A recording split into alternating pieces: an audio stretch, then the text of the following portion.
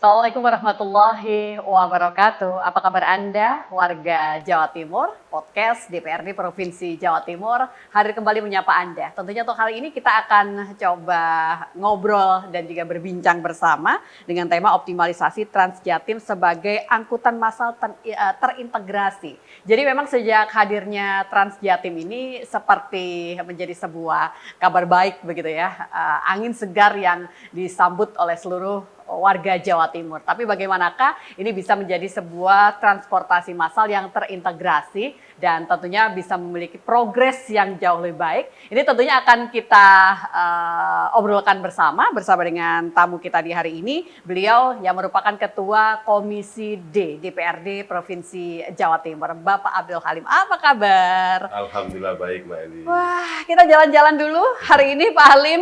Tema kita ini tentang Transjatim. Sejauh ini Pak Halim melihat progres yang ada untuk keberadaan Transjatim ini seperti apa, Bapak? Ya, jadi pertama Mbak Eli, terima kasih karena sudah diundang di podcast Garuda TV ini. Baik. Jadi ingin saya sampaikan bahwa Transjatim ini merupakan satu wujud komitmen dari pemerintah Provinsi Jawa Timur. Jadi bicara pemerintah provinsi itu karena Undang-Undang 23 2014 Mbak Eli, maka pemerintahan itu ada legislatif dan eksekutif. Eksekutif, oke. Maka ini bentuk komitmen kita untuk menghadirkan sebuah transportasi yang aman, oke. kemudian nyaman, tepat waktu, Iya. dan murah tentunya, Mbak. Jadi kenapa murah? Karena memang tarif yang kemudian dikenakan untuk Transjatim ini untuk masyarakat umum itu 5.000, untuk santri, mahasiswa, pelajar itu 2.500. Belum berhenti di sana, Mbak Eli.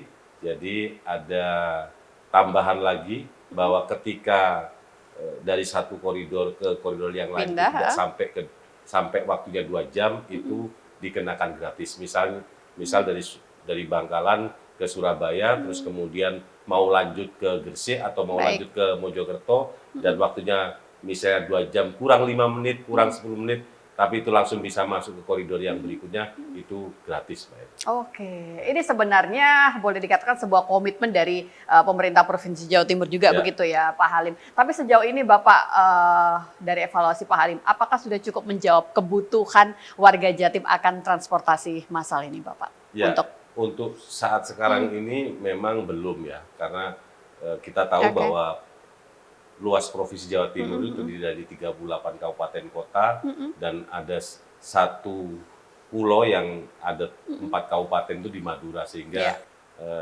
luasnya juga cukup lumayan besar, sehingga kalau bicara tentang kebutuhan transportasi di Jawa Timur yang terintegrasi nantinya itu masih belum. Tapi yang perlu dipahami bahwa berdasarkan riset dari kawan-kawan ekonomi Erlangga bahwa perputaran ekonomi yang ada di Jawa Timur itu 61% itu ditopang oleh daerah aglomerasi. Artinya Surabaya, Gresik, Sidoarjo, Mojokerto, Pasuruan ini yang menopang pertumbuhan ekonomi Jawa Timur 61%. Maka garapan yang kemudian dihadirkan oleh pemerintah Provinsi Jawa Timur itu adalah bagaimana menyelesaikan transportasi terintegrasi yang di wilayah tadi ya, di wilayah aglomerasi atau gerbang Kertasusila. Gerbang Kertasusila. Bapak, konsep transportasi massal seperti apakah sebenarnya yang paling ideal untuk Jawa Timur mempertimbangkan kondisi geografis yang ada, Pak Halim, kalau menurut Bapak? Ya, pertama memang yang kita hadirkan adalah sebuah kendaraan atau transportasi yang memang bisa masuk ke wilayah-wilayah yang memang itu padat aktivitas dari perusahaan, kemudian padat dari aktivitas pendidikan, pesantren, dan 2 komponen penting itu yang kemudian memang kita akan masuk untuk pemerintah hadir dalam rangka melayani dari sebuah kebutuhan transportasi di wilayah-wilayah tersebut, Mbak Eli. Oke, Pak Halim tadi menyebutkan kita masih belum ideal. Itu sebenarnya lebih mempertimbangkan apa sih Pak? Jumlahnya kah atau ada beberapa pertimbangan lainnya, Pak Halim? Ya, kenapa kemudian saat sekarang ini masih dalam kategori belum ideal? Karena memang sebetulnya transportasi yang dihadirkan oleh pemerintah Provinsi Jawa Timur itu harusnya disambut dengan feeder-feeder yang ada di kabupaten kota. Itulah, Itu betul. yang kemudian menyambut dari jalan poros menuju Betul, ke betul.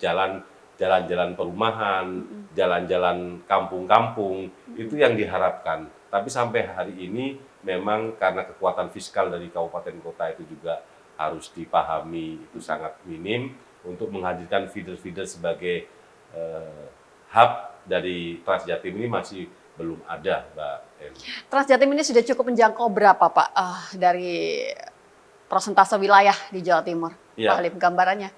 Sampai yang existing sekarang itu ada Mojokerto, kemudian menyambungkan Paciran, menyambungkan Gresik, menyambungkan Surabaya, Sidoarjo, dan Bangkalan. Ada 6 kabupaten kota yang hari ini terlayani oleh Transjatim. Jumlah armada, Pak, sudah cukup? Satu koridor itu 20 unit, kemudian satu itu cadangan.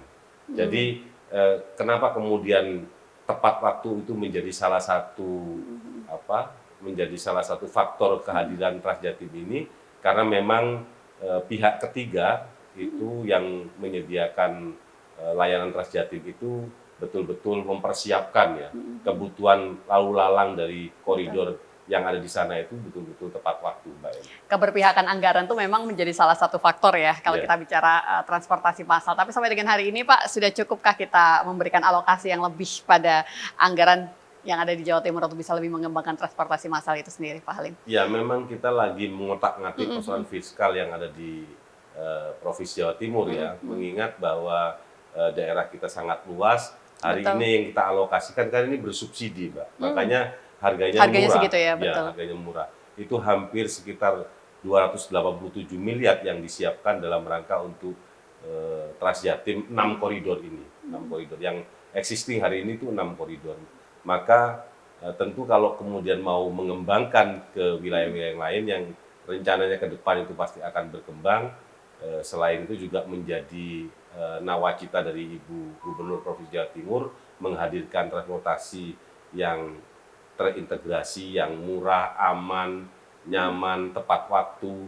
Inilah yang kemudian juga harus diimplementasikan oleh Dinas Perhubungan Provinsi Jawa Timur sebagai kepanjangan tangan dari Ibu Gubernur, Mbak Eli. Bapak, dengan anggaran yang cukup besar yang sudah digelontorkan, walaupun itu masih jauh dari kata ideal, menurut Bapak antusiasme masyarakat menyambut niat baik dari pemerintah Provinsi Jawa Timur ini sudah cukup besar kah, Pak? Menggunakan fasilitas ini semua, Pak Halim? Betul, Mbak Eli. Jadi perlu saya sampaikan ke pemirsa Garuda TV bahwa low factor dari animo masyarakat pengguna dari Transjatim ini, khususnya yang koridor Gresik-Surabaya, Mbak Eli. Oke. Itu sampai akhirnya ada Transjatim Luxury, Mbak Eli. Jadi Transjatim Luxury itu dengan tarif 25-30 ribu, non subsidi. Non subsidi. Nah, bisa dibayangkan low factor daripada Transjatim koridor 2 Surabaya Gresik itu sampai 150%, melompati daripada kesediaan Transjatim, sehingga akhirnya dipersiapkan Transjatim Luxury yang tidak bersubsidi. Luxury yang tidak bersubsidi ini sebenarnya muncul karena memang animo masyarakat yang tinggi, tapi secara armada masih terbatas, begitu kan sebenarnya? Betul. Jadi kesediaan armada itu terbatas, kemudian load factor-nya melebihi 100%, sehingga akhirnya hari ini dihadirkan Transjatim Luxury, dan kemudian akhirnya dengan Luxury ini load factor-nya itu juga 100% lebih, Mbak Eli. Sampai non subsidi pun ternyata load factor-nya di atas 100%. Ini sungguh sangat luar biasa, dan hampir yang koridor-koridor yang lainnya itu 80-90%, Mbak Eli. Oke, baik. Nanti akan coba kita lanjut kembali, karena memang kalau sudah berbicara soal transportasi massal atau transportasi publik ini tentunya, apalagi kalau kita kaitkan yang terintegrasi, begitu kan, akan ada banyak hal yang bisa kita perbincangkan bersama dengan tamu kita di hari ini. Kita jeda sebentar dan pastikan Anda tetap bersama dengan kami.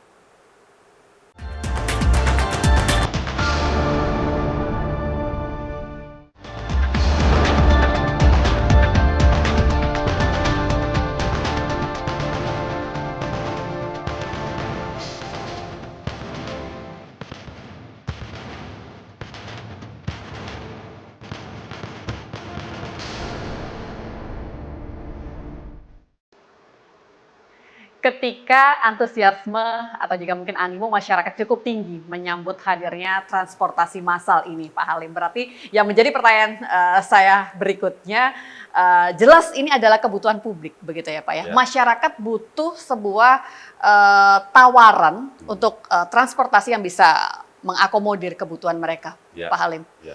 Bagaimana? Mungkin apakah kita sudah seharusnya memikirkan ini semua, artinya melakukan rekonsep yang jauh lebih baik lagi untuk transportasi massal kita? Mbak Eli, justru sebetulnya dengan kehadiran koridor yang ada di Transjatim 6 ini, itu semua kabupaten kota yang belum terlewati itu sangat berharap itu ada Transjatim ini di wilayah kabupaten kota mereka. Iya, mereka berharap betul, cuman kan sekali lagi ini lagi kita otak-atik persoalan kekuatan fiskal kita, sehingga jangan sampai kemudian ketika kita hadirkan di sana justru karena ini subsidi ya Mbak Elia, sekali lagi maka tentu ada anggaran yang kita alokasikan dan itu tentunya akan mengambil dari APBD Provinsi Jawa Timur. Mbak. Tambahan armada rute ini akan dilakukan tahun ini Pak Halim? Ya, kabar baik. Tahun ini itu akan ada koridor baru yang di launching nantinya itu untuk menampung dari wilayah industri yaitu Pasuruan, kemudian pesantren juga untuk Pasuruan dan Mojokerto, Mbak Eli.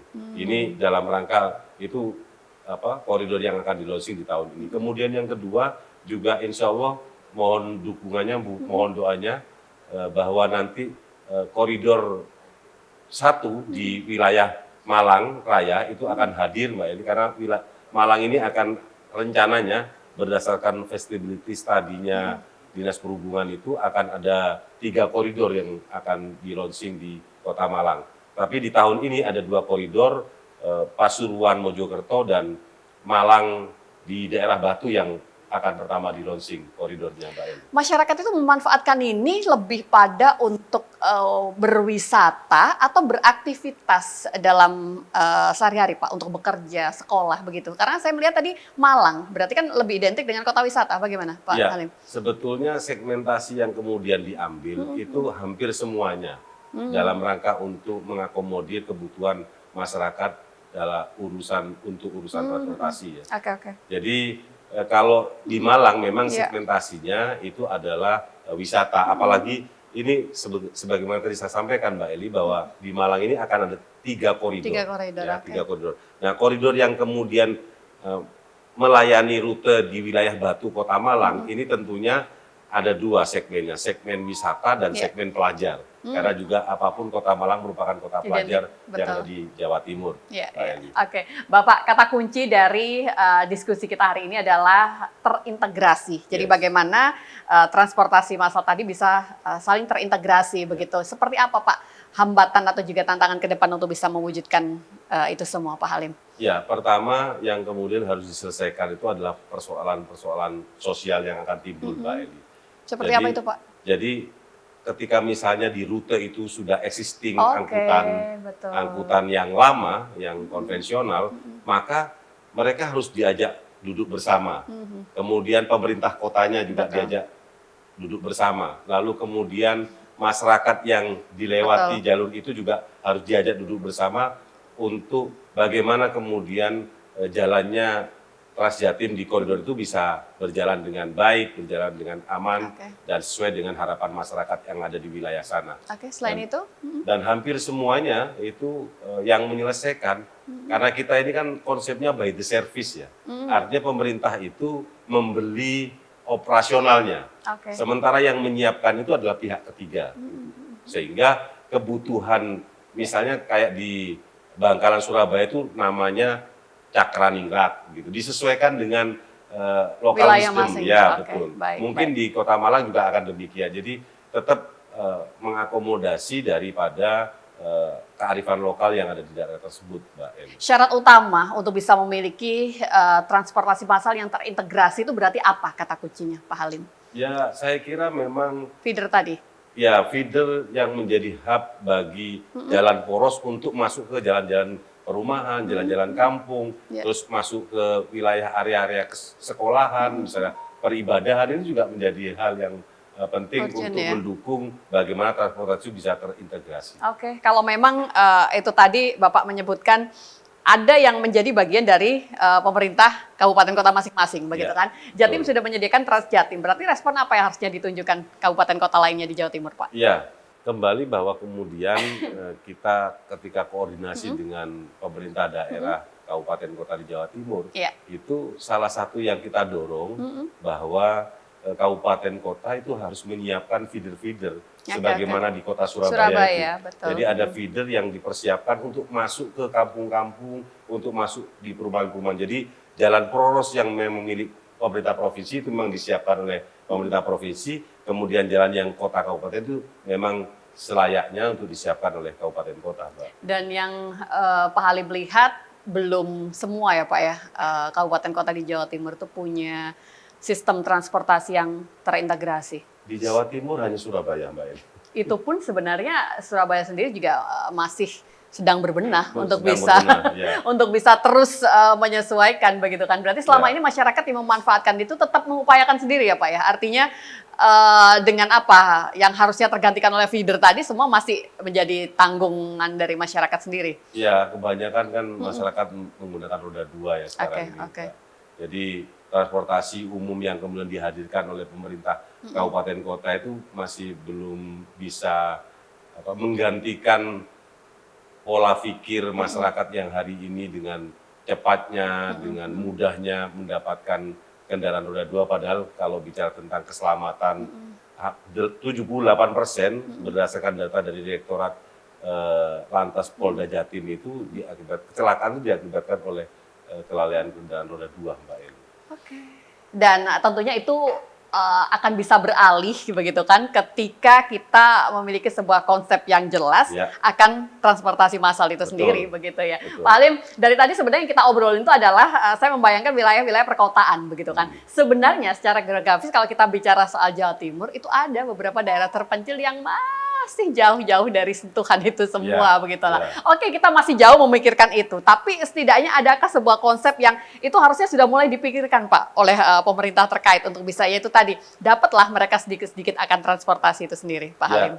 Ada sekitar 27 kepulauan yang ada di Jawa Timur, Mbak. Apa kabar terus untuk transportasinya? Nah, ini yang paling penting. Jadi Transjatim itu selain juga ada existing 6 koridor, kemudian akan ada tambahan di tahun ini 2 koridor itu. Baik. Nah, insya Allah mohon doanya, mohon dukungannya bahwa di tahun ini juga pemerintah Provinsi Jawa Timur juga akan menghadirkan Transjatim Laut, Mbak Eli. Oke. Jadi- Akan seperti apa ini berarti konsep yang digagas Pak Halim Ya. gambarannya? Transjatim Laut ini memang menggunakan kapal cepat ya. Segmentasinya memang yang utama itu adalah segmentasi wisata. Oke. Kenapa Beda demikian? ya. Karena memang startnya itu dari Pelabuhan Probolinggo. Nah, Pelabuhan Probolinggo ini kita ketahui bersama punya destinasi wisata Bromo, Tengger kan gitu ya. Lalu kemudian snorkelingnya di pantai Gili Mandangin di Probolinggo. Gili Ketapang di Probolinggo. Nah, ketika kemudian dari destinasi wisata daratan atau gunung ini masuk ke laut. Nah, laut ini juga nanti jurusannya ke satu kepulauan di Sumeneb, ada Pulau Sapudi, ada Pulau Raas, kemudian wisata juga di Pulau Gili Labak. Gili Labak kemudian juga ada destinasi wisata Gilian yang oksigennya terbagus nomor 2 di dunia. Oke. Nah, setelah dari Gilian itu kemudian masuk ke Pelabuhan Brentah, Kabupaten Pamekasan. Setelah dari Kabupaten Pamekasan itu menuju ke Pulau Gili Mandangin di Sampang. Baru setelah itu kemudian balik ke lagi. Probolinggo. Dan ini Gitu, Mbak. bersubsidi juga. Kalau ini rencananya memang swasta murni, tidak bersubsidi. Tidak ada subsidi. Tapi Oke. pemerintah Apa menghadirkan, keuntungan yang ditawarkan berarti Pak dari segi keekonomisan kepada masyarakat Pak Halim? karena selama ini belum ada transportasi laut yang menghubungkan beberapa pulau yang ada di Jawa Timur ini. Dan ini mencakup secara keseluruhan. Bayangkan Mbak Eli, mulai dari Probolinggo, kemudian Sumeneb Pamekasan, kemudian Sampang, lalu kembali ke Probolinggo. Oke. Karena kadang kita masyarakat yang mau melakukan traveling atau juga berwisata itu ya sarana transportasinya itu yang akan menjadi salah satu pertimbangan Betul, gitu kan. betul, Jadi Mbak. ketika pemerintah hadir dan coba memikirkan faktor transportasi yang mendukung seperti apa, maka secara otomatis pendapatan daerah masing-masing yang berkaitan dengan wisata juga akan naik, begitu ya Pak ya? Pastinya Mbak. Semoga. Tapi dari segi masyarakat apa Pak yang bisa didorong untuk bisa lebih memberikan effort yang lebih untuk transportasi massal di Jawa Timur? Pak Halim. Ya, saya kira memang ini tanggung jawab pemerintah ya, untuk menghadirkan sebuah transportasi yang nyaman bagi Iya, masyarakat betul. kita. Oleh karenanya saya kira kita tetap akan terus secara keberpihakan fiskal kita untuk menghadirkan transportasi bagi masyarakat, terutama yang murah, nyaman, dan aman. Oke, baik. Nanti akan coba kita lanjut kembali. Kita harus jeda sebentar dan pastikan Anda tetap bersama dengan kami, pemirsa, untuk podcast yang dipersembahkan oleh DPRD Provinsi Jawa Timur.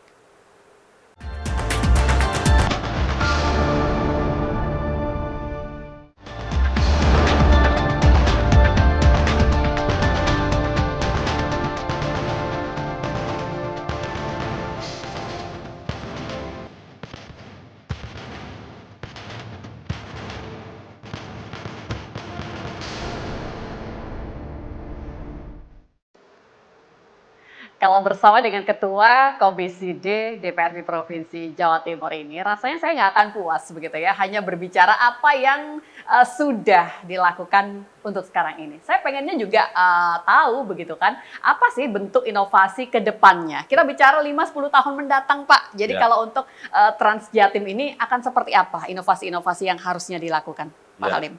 Mbak Eli, jadi tentu konsep kita dalam rangka menghadirkan transportasi yang terintegrasi di Jawa Timur itu juga tidak hanya berpikir jangka pendeknya saja, tapi kita juga memikirkan sampai ke depannya seperti apa kehadiran transportasi yang aman, nyaman, murah itu ada di Jawa Timur bagi masyarakat kita, melayani masyarakat Jawa Timur. Nah, tentunya ke depan itu akan terus dilakukan pengembangan diawali dengan tentunya feasibility study yang harus hadir duluan, baru kemudian di launching koridor yang ada di sana. Nah, pengembangan yang akan dilakukan untuk ke depan itu adalah bagaimana menjangkau dari Bakorwil, Badan Koordinasi Wilayah yang ada di beberapa kabupaten di Jawa Timur ini, ada sekitar 6 ya, ada Bojonegoro, ada Madiun, ada Malang, kemudian ada Jember, ada Bangkal, ada Pamekasan. Nah, koridor-koridor ini yang kemudian dihadirkan Trans Jatim. Nah, kemudian yang kedua, yang perlu juga harus diketahui bersama, bahwa rute dari Trans Jatim ini maksimal itu 70 km Mbak Eli untuk dilayani. Kenapa demikian? Karena memang selain perhitungan dan pertimbangan operasional yang dikeluarkan dari APBD Provinsi Jawa Timur juga akan mempertimbangkan dari transportasi yang sudah berjalan. Jadi jangan sampai kemudian muncul permasalahan sosial yang terjadi antara Trans Jatim yang memang cita-citanya, niatnya itu bagaimana kemudian memberikan pelayanan transportasi yang bagus kepada masyarakat Tapi Jawa Timur. Tapi akhirnya di sisi lain yang konvensional ini yang kemudian juga harus kita pikirkan keberadaan mereka, Mbak Eli. Pak, kalau untuk daerah atau wilayah yang sudah memiliki beberapa transportasi publik, ini memastikan tidak tumpang tindih. Itu seperti apa, Pak Halim? Iya. Bentuk koordinasinya? Betul. Makanya sebetulnya karena kita ini sekali lagi mekanismenya adalah by the service ya. Kita membeli trayeknya. Pokoknya bagus jalannya, baik jalannya tidak ada permasalahan.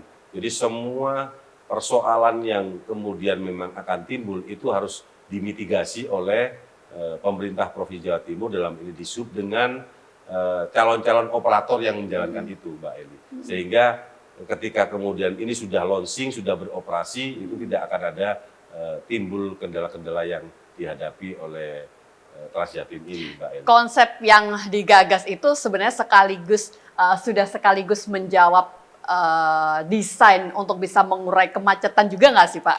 Ini kan sebenarnya problem ya kalau bicara soal kemacetan, tapi kadang kita kesampingkan dulu, nggak usah ngomong macet dulu sih, yang penting ada dulu gitu kan.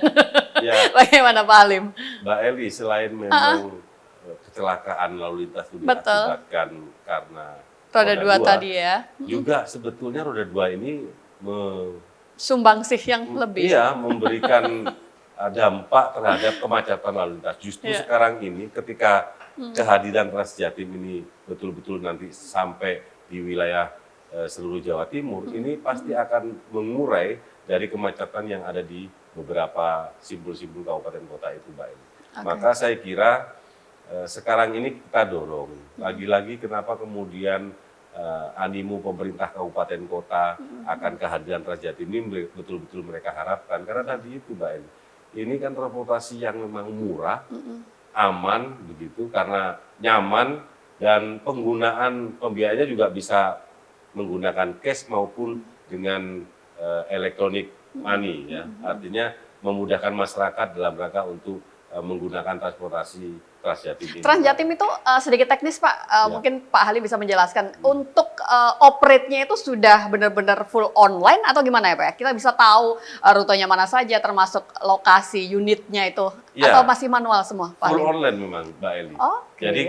Jadi kalau misalnya Mbak Eli pengguna koridor Surabaya Bangkalan Bangkalan, misalnya, oke. Mbak Eli ini tinggal masuk di aplikasi mereka, terus kemudian Mbak Eli ini bisa mengetahui, oh Trans Jatim yang berikutnya ini akan datang ke halte ini itu pukul berapa, gitu. Terus kemudian juga bisa memantau, Mbak Eli juga bisa mengabarkan ketika misalnya sudah ada dalam kendaraan Trans Jatim, Ya. bisa memberikan informasi kepada saudaranya bahwa nanti kita akan sampai di sana, begitu pukul berapa, sehingga ketepatan waktu itu juga menjadi bagian daripada pelayanan Trans Jatim yang ada di Sebagai Jawa pengguna mungkin, Ya. testimoni atau Ya. tidak selalu Bapak sebagai pengguna yang Ya. pernah menggunakan Trans Jatim, apa sih kekurangan yang harusnya segera dibenahi untuk sekarang ini Pak Halim? Ya, saya kira kalau pembenahan atau evaluasi yang dilakukan itu memang penambahan dari armada ya. Betul.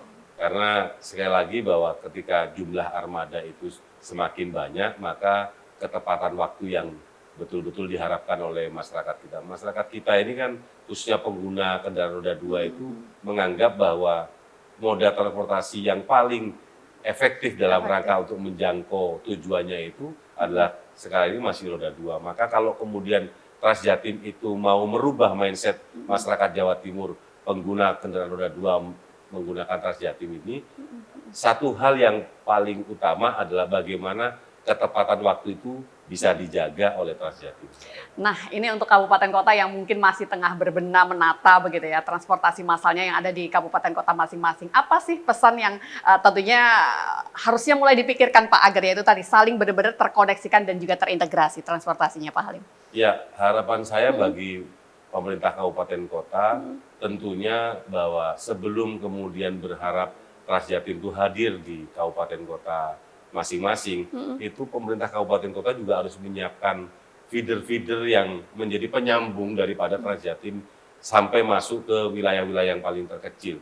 Jadi sangat banyak tidak bermanfaat menurut saya kalau kemudian ternyata hanya melayani poros-poros jalan raya, tapi kemudian ketika masuk di wilayah-wilayah yang dibutuhkan begitu tidak ya. ada.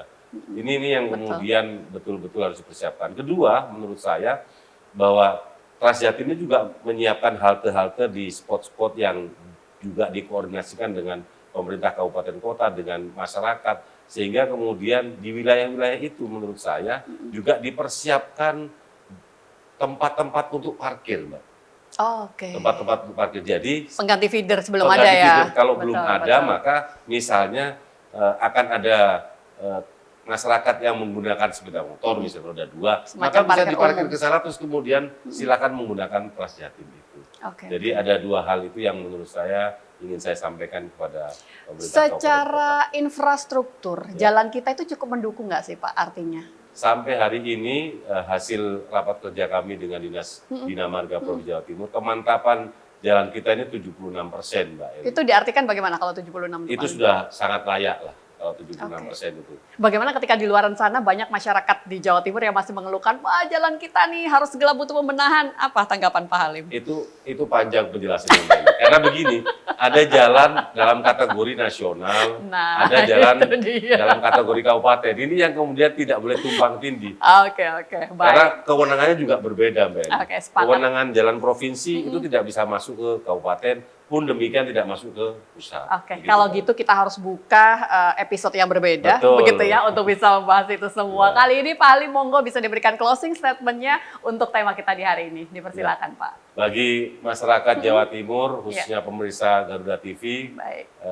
kita harus paham dan sadar bahwa Trans Jatim ini sudah hadir Ya. di beberapa koridor di Jawa Timur, maka saya kira sudah selayaknya masyarakat untuk berganti moda transportasi dari kendaraan umum, dari kendaraan pribadi menjadi kendaraan umum. Oke, Saya kira begitu. baik. Matur nuwun sangat Kami Bapak, sambut, menginspirasi sekali. Semoga kita Sama-sama. bersama-sama bisa lebih memanfaatkan keberadaan transportasi massal yang ada di daerah masing-masing. Dan tentunya support penuh dari pemerintah Provinsi Jawa Timur ini juga sangat dinantikan. Terima kasih untuk kebersamaan kita di hari ini. Dan tentunya kita akan berjumpa kembali di lain kesempatan. Saya Eli, pamit undur diri. Wassalamualaikum warahmatullahi wabarakatuh. Waalaikumsalam.